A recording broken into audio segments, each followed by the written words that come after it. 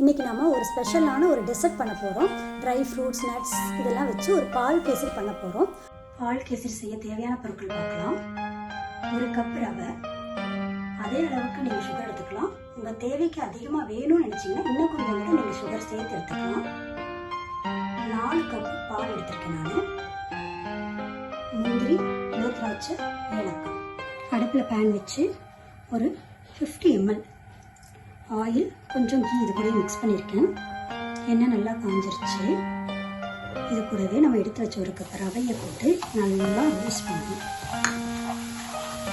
ரவை நல்லா பொன்னிறமாக ஆகிற வரைக்கும் நல்லா கைவிடாமல் வறுத்துக்கிட்டே இருக்கணும்.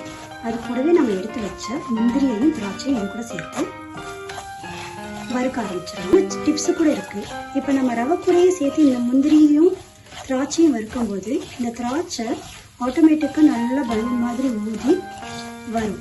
அந்த ஸ்டேஜில் நமக்கு ரவையும் நல்லா பொன்னிறமாக வறுந்திருக்கும். அதே சமயத்தில் இந்த முந்திரி திராட்சையும் கரெக்டான ஸ்டேஜில் ஃப்ரை ஆகிருக்கும். இது நமக்கு ஒரு சின்ன இண்டிகேஷன், ரவை ரெடி ஆயிடுச்சு. இந்த ஸ்டேஜில் நம்ம பால் சேர்க்கலாம் அப்படின்றத நம்ம புரிஞ்சுக்கணும். பாலை நல்லா கொதிக்கிற அளவுக்கு நல்லா காய வச்சு சூடாக வச்சுக்கோங்க. அது கூடவே நான் கொஞ்சம் குங்குமப்பூ ஆல்ரெடி ஊற வச்சிருக்கேன் தண்ணியில், அதையும் இதில் சேர்த்து நல்லா கொதிக்க வச்சிடுறேன்.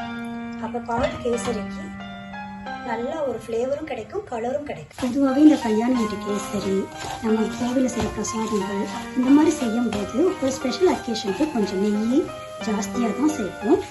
இதில் கொஞ்சம் நெய், கொஞ்சமாக எண்ணெய் சேர்த்துருக்கேன் நான். இது ரெண்டுமே சேர்க்கும் போது தான் உங்களுக்கு அந்த கேசரியோட பதம் கரெக்டான ஸ்டேஜில் பர்ஃபெக்டாக அமையும். ஆரம்பிக்கணும். இப்போ பார்த்தீங்கன்னா நல்லா பாலில் வெந்து ரவை திக்கான கன்சிஸ்டன்சிக்கு வந்துருச்சு. சர்க்கரை சேர்க்கலாம்.